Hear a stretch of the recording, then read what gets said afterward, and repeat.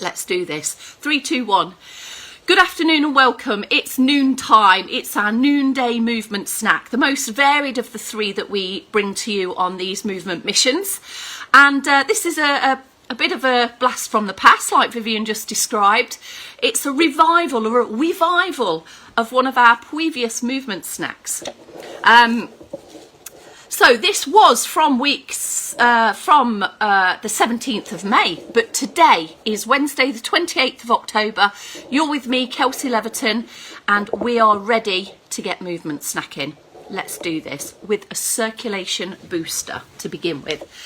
Right, get yourselves organised and into place. Think about where you would like to begin your moving from. Hang on a minute, let me just get that out of the way, else it'll get in under my feet.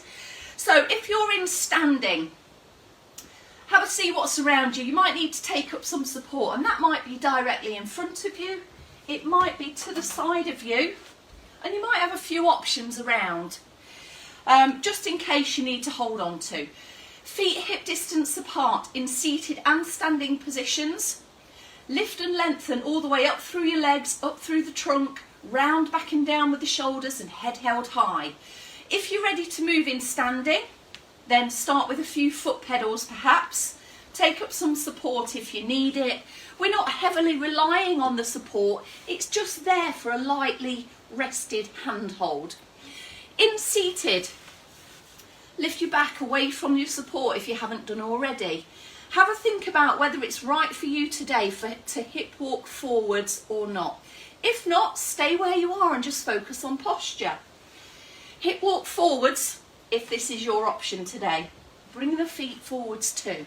Let's begin with some heel pumps, some low level leg marches that you can come back to at any given point during our circ boost progressions. If you're not focusing on legs today, you might want to bring in an arm swing, a single arm or both arms together. It's up to you. These arms are moving from the shoulders. Start small, and then as they start to warm through a little bit, you might feel as if you can make your moves a bit bigger. But we can circ boost all the same. We can warm up our body just by moving the top half.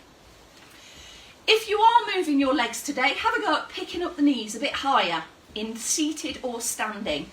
This allows us to point the toes down, landing toes ball heel.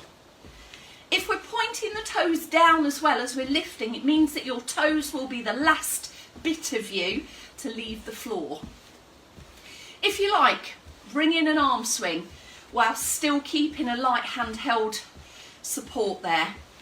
If you feel all right, balanced, stable, confident in standing, both arms can be brought into the circ boost as well. If you want, you could just take a pause and focus on the top half for a moment or two before combining both together again. In seated, a reach and a pull gives us our arm row. Try and guide the elbow back and try and reach the arms forward so we're getting bigger range of movement there. If that doesn't feel great for the shoulders, if they're tiring out quite quickly, then just bring it a bit lower. And lower can feel a bit more manageable for the shoulders, less fatigue. Are we feeling a bit warmer? Have a think about how you felt before we began this circ boost. And have a think about what's changing, what's starting to feel that little bit different. Only you can answer that. You might all at this moment in time be shouting at the screen, "I'm so sorry I can't hear you." When you're ready, just start to bring it down to a close. Settle the feet down. Maybe just let your posture experience this lengthening, this opening, and just rest there for a moment. All you perhaps need to do is take a few deeper breaths. Shouldn't be huffing and puffing at this point. I'm just going to sweep my comments to the side. Hang on. There we go. So our first focus in today's movement snack is around this middle bit, your core. So there are lots of different layers of muscles wrapping around, going in different directions. And we're going to pull the belly button in to tighten all of this area up. So we've done this before by hovering the hand just over the tummy button, and you're all right if you're in standing or seated here. If you're in standing and you want to just take up a bit of a light lean against something that's not going to move behind you, then feel free to do so. So hovering your hand just over your tummy, and you're going to try and pull the belly button in and back, bracing around the middle bit, all of these muscles here, bracing. You're going to feel something firm up, maybe down here a bit more as well, in the front area, maybe into the waist, and maybe some of you can feel it into the lower back as well. All of that is completely normal for this ab contraction. P.S. you should be able to breathe as you pull in. So try not to pull it into its absolute 100% maximum. Try and pull it into a point where you feel the muscles switching on. You can feel them tensing up to a degree, but you can still breathe normally. And that will make sure that you're not going lightheaded, you're not turning a peculiar colour either. And when you release the hold of that muscle, you shouldn't be gasping for a breath as you do so. Try a few more of those. Seated is exactly the same, and that's if you're sitting in active posture, or if you're a bit further towards the back of the chair and you're taking up a little bit of your support. Pull in, feel those muscles working kind of from the inside out. And it's that pulling in that you do if you've got a pair of snug trousers or a snug skirt that you're trying to just get into. There we go. I know not many of us have been on summer holidays this year, but it's that kind of thing that you perhaps do if you've got your trunks on or your batho on and you're walking from one side of the pool or the beach to the other. Everything pulls in as we walk. Got to try and breathe though as well. So there you have your first abdominal contraction. Here we have a move where we look at some directional stepping.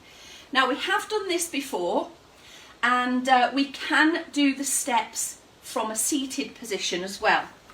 The only slight difficulty that we have in seated is that a backward step might be a bit tricky. So try and take that on a bit of a diagonal if you can, rather than straight back. Think about a face of a clock in front of you. Sit up tall, apply belly button bracing, and then take a step forward, and we've got a bit of a lean here as well, and then recover back. Maybe go with the other side then, so you're alternating legs in seated, and work your way around the face of a clock. So here I've got what is that, 6, 7, 8 o'clock there if I'm stepping diagonally back, and 4 o'clock perhaps on the other side. In standing, you're going to have an active leg on the outside with a light handheld support here. Have a go at that. Lift, lengthen, tall, brace, and then take a step forward, shift the weight, and then step back and come back to base. Have a go at moving around the face of a clock. And those steps can be small, or they can progressively start to get bigger. Bigger steps require more of a weight transference. So be aware of the size of your step to make sure that it's got a bit of a challenge in, but it's not too difficult. We've got success there and a bit of effort. Take a turn around to have a go at the other side if you are in standing. Okay, in seated as well, we can add a bit of a reach. So if you're giving legs a rest or not getting legs included today in any stepping actions, then we can have a reach, which is a bit of support, a bit of work around the middle that we did before. So pulling in, bracing, reaching. And that strength that we're creating in the centre of your body can support any leaning, reaching, stretching that we might do, which is out of our anchored hips in the chair, our base of support. We can move upwards with a reach, downwards with a reach, any which way. Face of the clock might be all over the place for you, but keep on reaching, resetting up and repeating. If you're in standing, you might want to take a bit of a lift of that standing leg and then come back to base. So we've got a definite change of our weight distribution there. So we were keeping the standing leg flat down. Here, have a go at lifting or rising onto the ball of the foot. You can see there a rise and then a return, or a step and a return. Have a go, depending on what's right for you.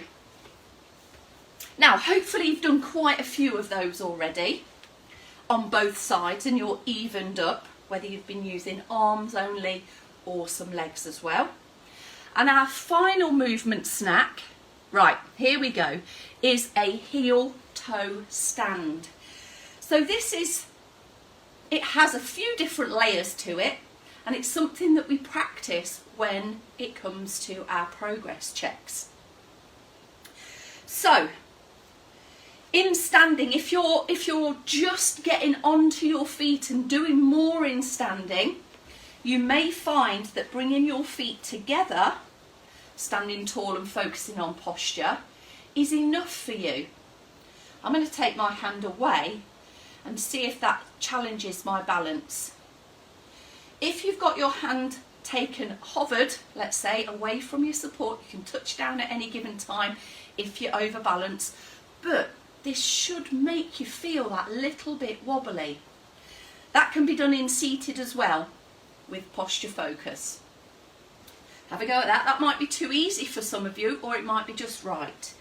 The second position is where we can bring one foot slightly in front of the other.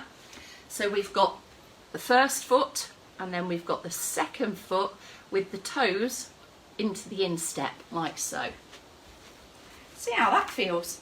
Standing up tall, hovering your hand over your support. In seated, both feet flat onto the floor. Sitting up tall, activating posture. Do a few more of those tummy pull-ins that we did a moment ago, if you're not focusing on leg movements at this moment in time. We also have our, which way can I face? Here we go, let me face this way. Our one foot in front of the other, weight evenly shared, knees soft. You can see my ankles twitching there, and probably feel your own ankles twitching here.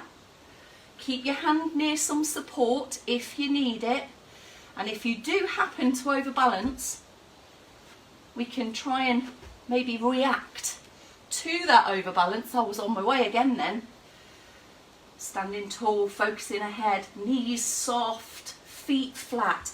If you're in seated whilst having a go at this really narrow position, you might need to bring one foot back a little bit, and that's to enable you to get your knees together, your feet flat, and we can try and bring a bit of our weight forwards now by including a small tilt, and this tilts from the hips. Now if that feels really easy and seated, have a go at maybe just reaching downwards, over to the side, and changing the weight distribution over your hips. And that reach, the shoulder coming out of that alignment that we had, hips over shoulders, that doesn't work, does it? Shoulders over hips, that will alter your balance in the chair. Okay, there we have a few options, and I guess what that last particular one aims to achieve is a bit of skilling up for when we get to your progress checks. So there we have that all-important abdominal contraction, directional stepping and reaching, and our heel-toe stand, which goes through some levels of the progress check. I'll stop talking like this tomorrow. It's just because it's like Wednesday. It's We Play Wednesday. So there we have your movement snack. Job done for today, everyone. Thank you for coming along and jumping on board this movement train. We keep on rolling, don't we? And one thing that I did say on the May the 17th movement snack that I did was keep on movement snack attack, movement jacking. Now I have no idea what that meant, but keep doing it anyway. And I'll see you tomorrow. Dave's at 4.